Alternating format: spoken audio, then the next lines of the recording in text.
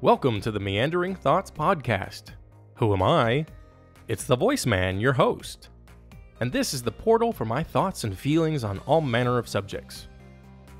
Today, I'd like to talk about gun violence and mental health in the wake of the UCLA murder-suicide.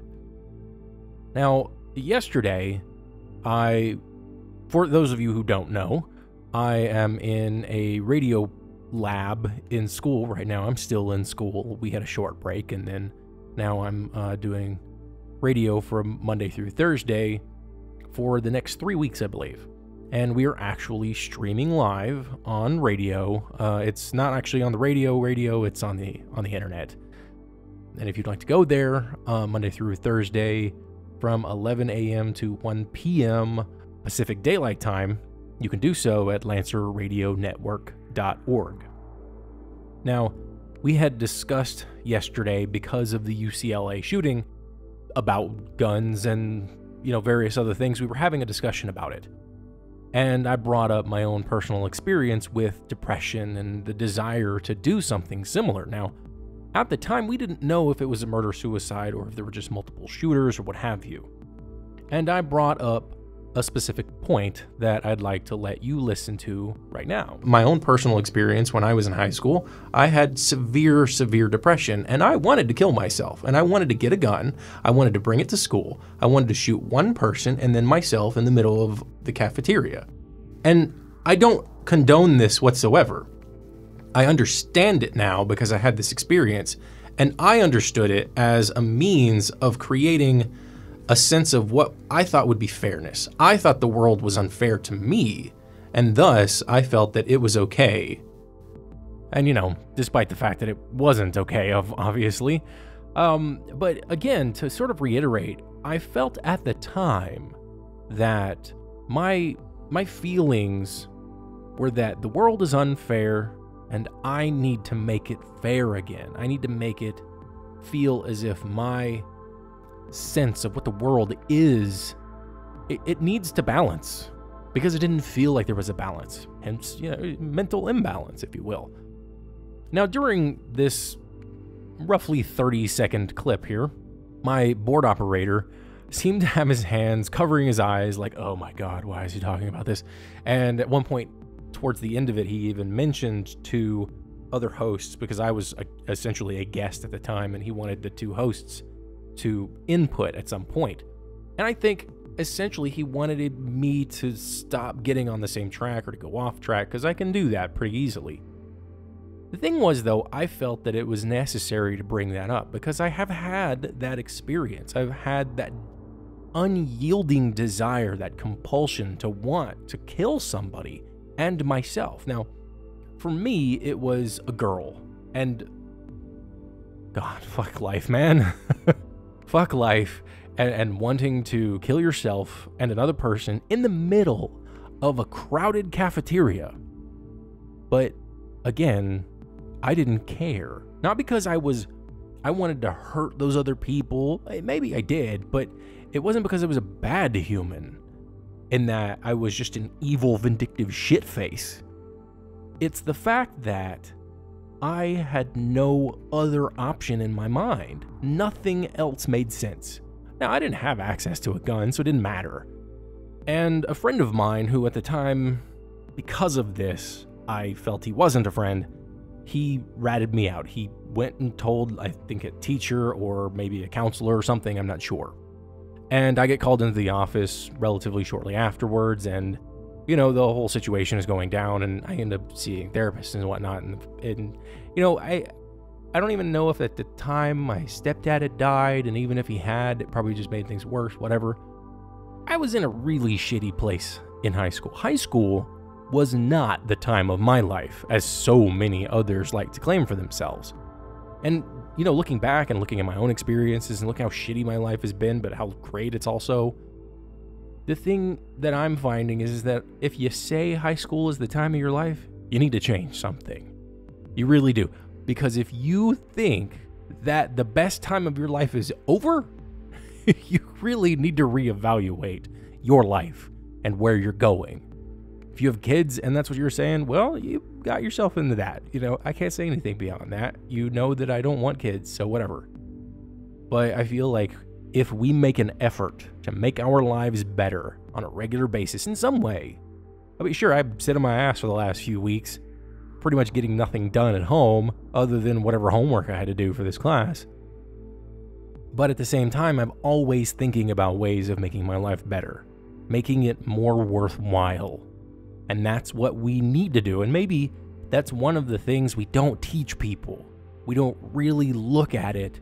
When somebody is depressed or somebody is suicidal or what have you, a lot of the times the people that are around them got tired of them because the words that we use to shout for help are more like a mumble, not a shout.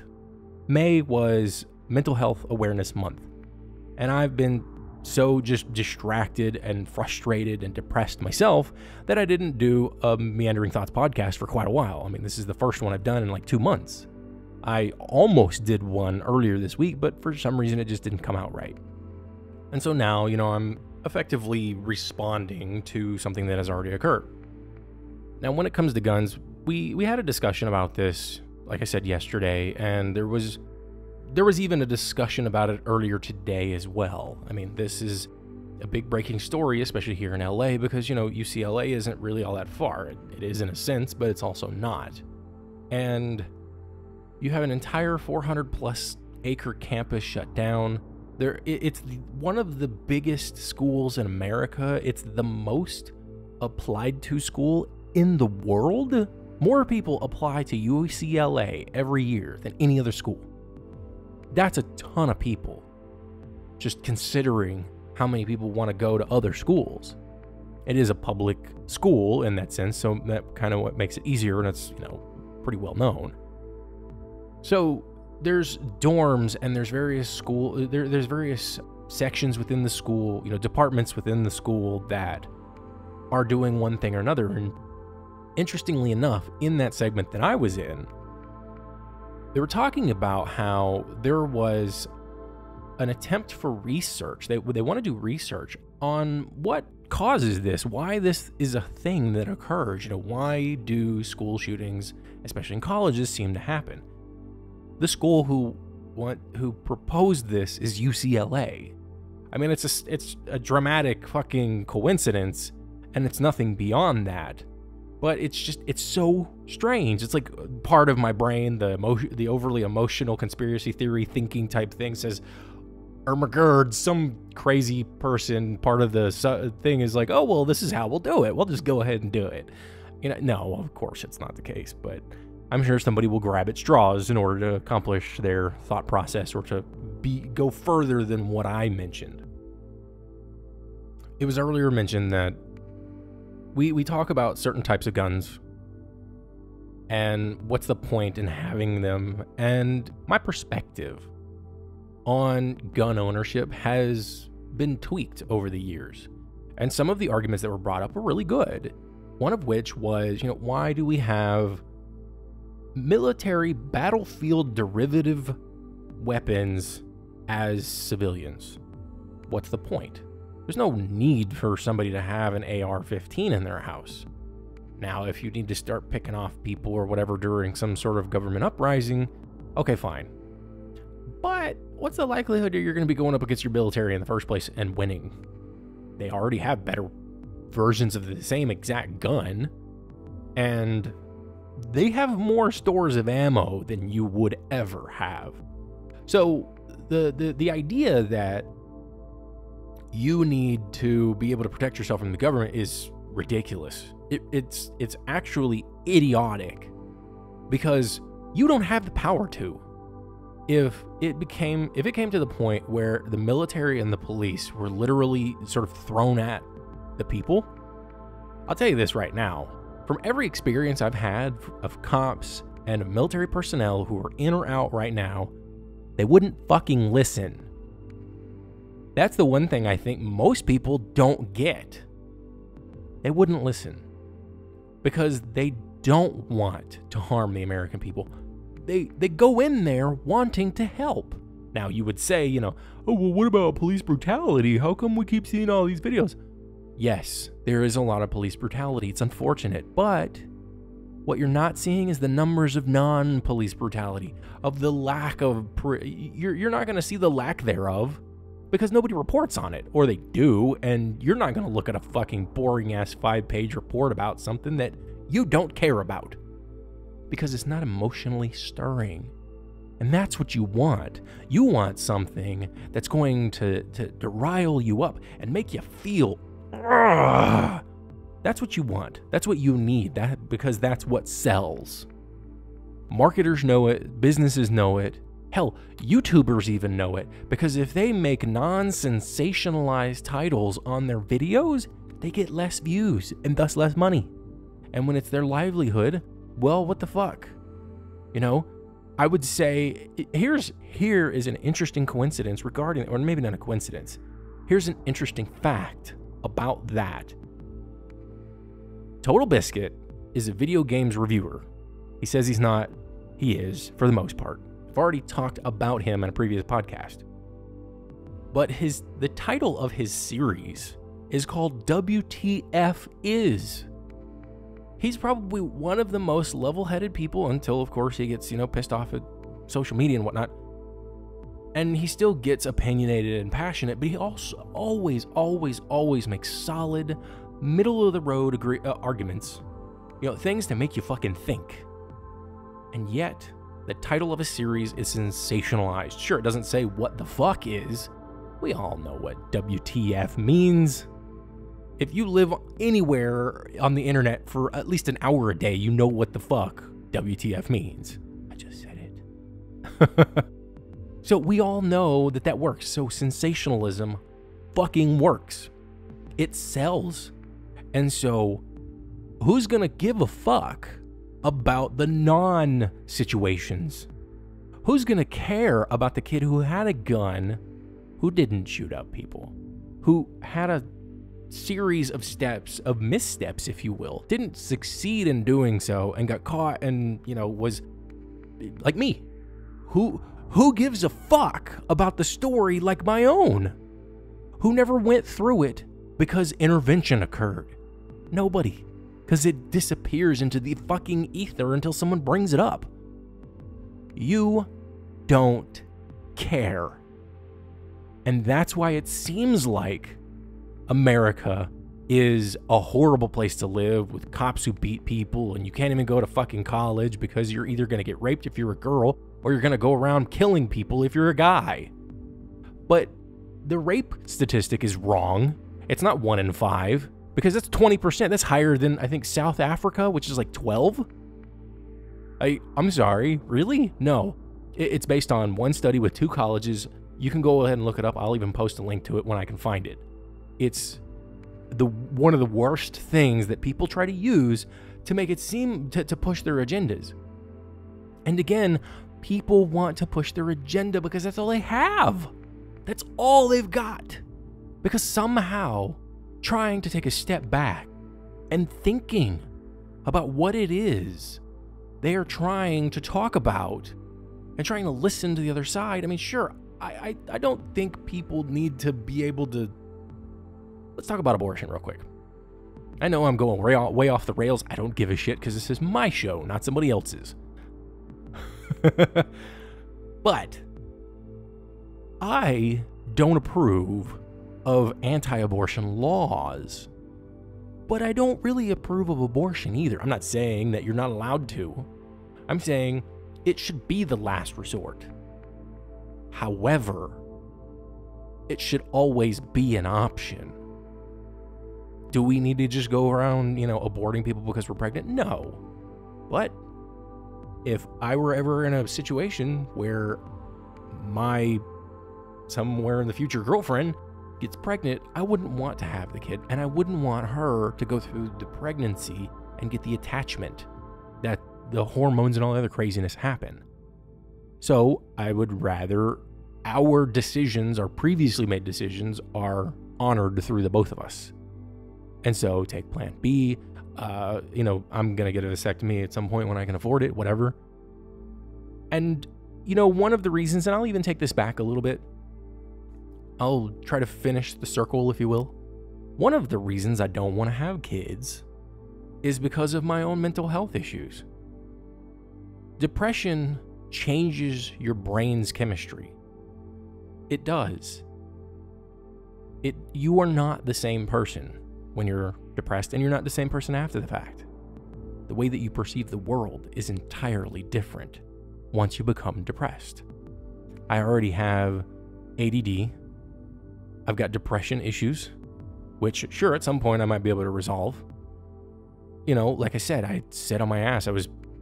Here's what I've been doing pretty much for the last 4 weeks when I'm at home.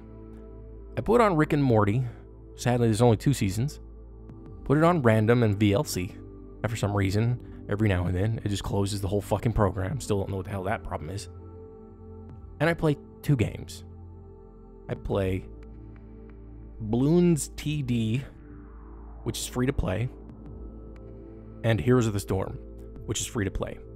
Or I'll go to Reddit, or I'll go to Imgur. And that's pretty much all I'm doing at home. Now, because I'm in school right now, and then because I have to, at some point, pay attention to what we're going to be doing the next day, I still have to do a little homework.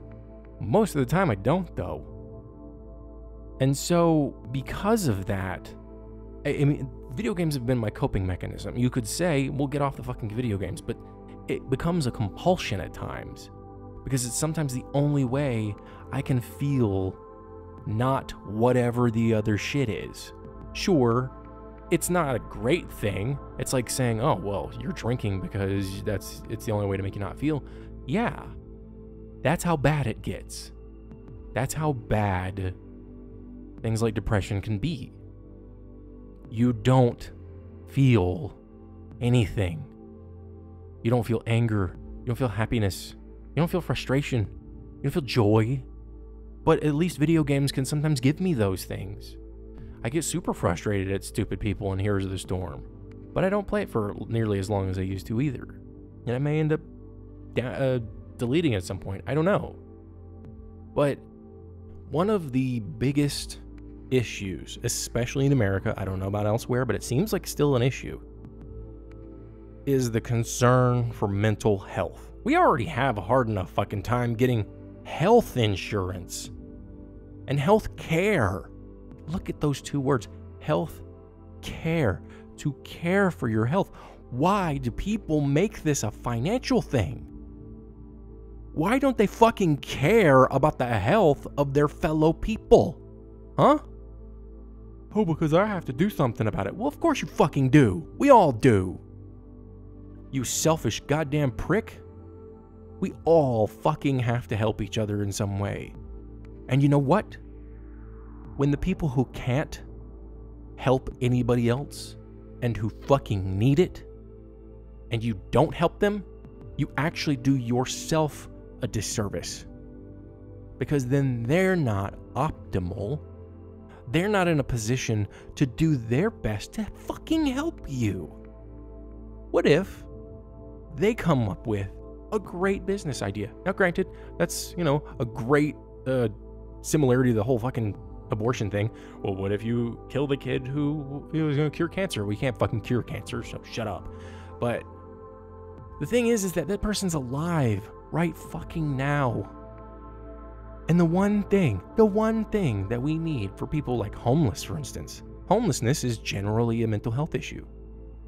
Yet, we don't think so. For some reason. Now, I've said before, I was homeless for 2.5 years. It's a shitty place to be. And somehow I was able to get out of it. I was able to motivate myself to get the fuck out. But it took 2.5 years and a bit of luck.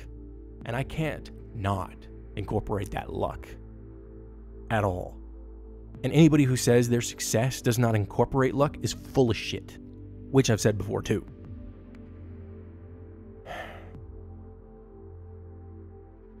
If you want to help the homeless, put them in a fucking house. Don't get them a job.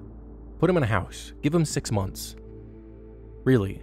Let them take 6 months to get what they need. But don't give them only 6 months. You need to give them at least 6 months. At minimum, they need 6 months to get out of this idea of am I going to be going back to the streets or not? Because that's the real fear.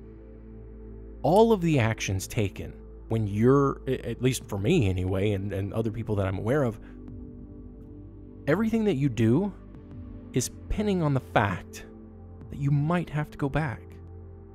So you don't commit to certain things because it might take too long and you don't know what's going to happen. I still have that issue right now. I don't have a job. And about 3 weeks ago, I was told by one of my roommates that my landlord is going to stop renting out the living room. I haven't heard anything from her yet. And, at some point I have to have a 30-day notice minimum anyway, preferably 60 days because I'm, on month to month and whatever. But the thing is that I don't know where I'm going to be going. I don't know what the hell's going to be happening. I'm low on funds considering. So that's where my brain is again. I'm like, I don't want to go back on the fucking street, so I don't want to do anything that's going to compromise myself and cause that to happen again. Because here's the thing, I was on the streets longer than I've been off. I've only been off the streets for a little under 2 years. 2.5 years is a long time. Half of a year is a long time to be on the streets, even if the latter half is okay. But there was really never an okay moment. And that's also part of it. There was never really an okay moment. Even when I was living with my girlfriend for the few months that I was living with her, it still wasn't technically okay. Because there was always the threat that I might have to go back. I might piss her off or something. Which sounds petty, but the thing is that was a real fear. So you fight. You fight yourself. You fight other people. You fight your future. And if a normal everyday person never understands or feels that, they don't get it. And so you don't look at homelessness as mental health. You look at it as, that person is nasty, whatever. I look at them and I say, fuck, I know exactly what we're dealing with. In fact, I've seen people like you. I've seen that it's probably, what your situation is probably worse than what mine was. Because I did everything I could to avoid looking homeless. I was proactive in it. I still did, I'm sure. Especially because of downtown LA, there's people dressed up all the fucking time. And, there's probably plenty of people who saw me often enough. But I did what I could not to beg for money. I did what I could not to be dirty. I always wanted to make sure I was clean, my clothes were clean, my stuff was clean. I did what I could to keep up appearances, and it helped. Because it gave me something to do. It gave me something to look forward to. It kept me sane. But it was fucking hard. Because when you live half a mile away from the nearest toilet that you trust and know about, because living any closer means you have to deal with more foot traffic and other problems. Yeah, it's frustrating. When I say live, I mean where you fucking sleep at night. Sure, you could say the bushes is where you piss. And yeah, I did it. Had to. But if I needed to take a dump, I'd get up in the middle of the night and I'd run to the 24-hour fitness. I'd take a dump there. Because that was where it was going to happen. Period. And that's a long walk when you wake up in the middle of the night needing to take a shit. And you know what? To throw it around to the guns thing, I kind of wish I had a gun. But I'm also kind of glad I didn't, because I probably would have used it. And that's another thing, too. People don't look at their lives and think that a gun has any use, because they don't see why. Now, using a gun isn't necessarily the best option. And a gun is more efficient at killing than anything else. That's why it's purely a deadly weapon. It doesn't have any other purpose. If you're brandishing a gun, you are brandishing a deadly weapon. If you're going to point it at somebody, you damn well better use it.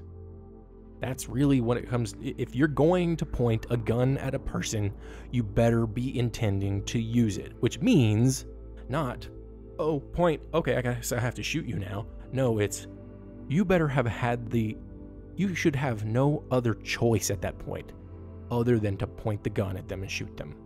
Because that's what happens. When you point a gun at somebody, you need to shoot them, because otherwise you didn't have a reason to.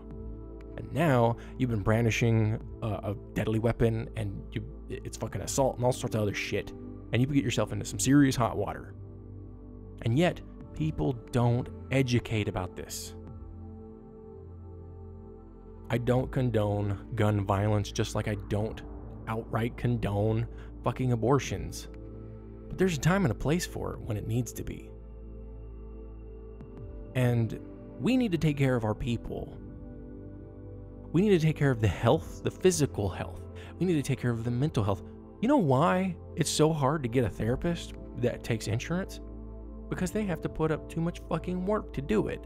So it ends up all being dumped on you, which is even more frustrating, because if you're fucking depressed and you're ADD like me, you almost never have the right timed motivation. Like, my motivations are always at the worst fucking time of day. It's like 9 p.m. or 4 a.m. or something.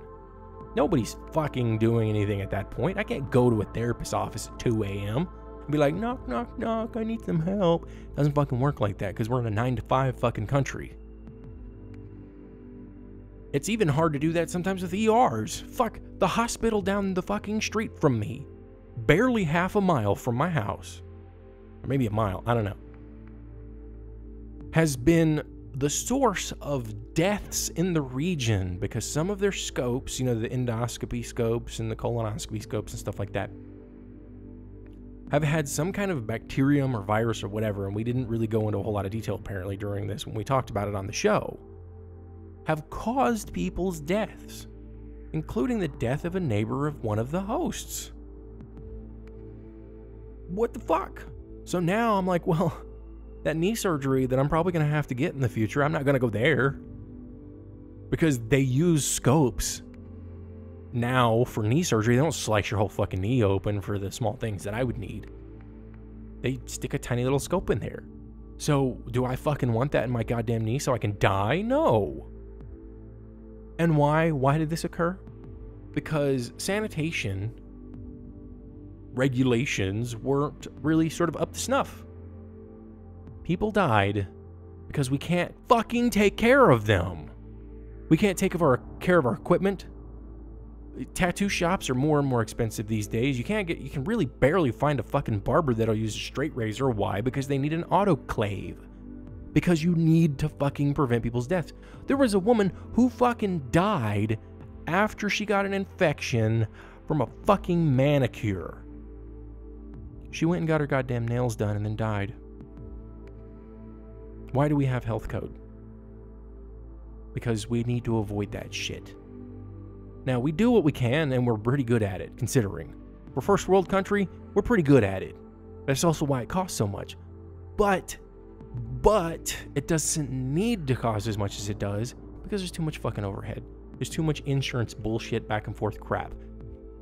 There was a video about it, I think it was either John Oliver or something else, who's talking about it, and how much bullshit there is that's associated with it that doesn't need to be done. It doesn't have to happen. We don't need to pay as much as we do for our health, yet we do.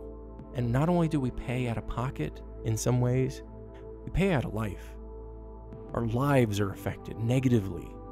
We are in debt, but not financially. Well, sort of. Let's just take care of each other, okay? If you like this episode of Meandering Thoughts, please share it on your preferred social media platform. If you would like to be notified of new content, follow me on SoundCloud, Twitter, Facebook, and Instagram at itsthevoiceman.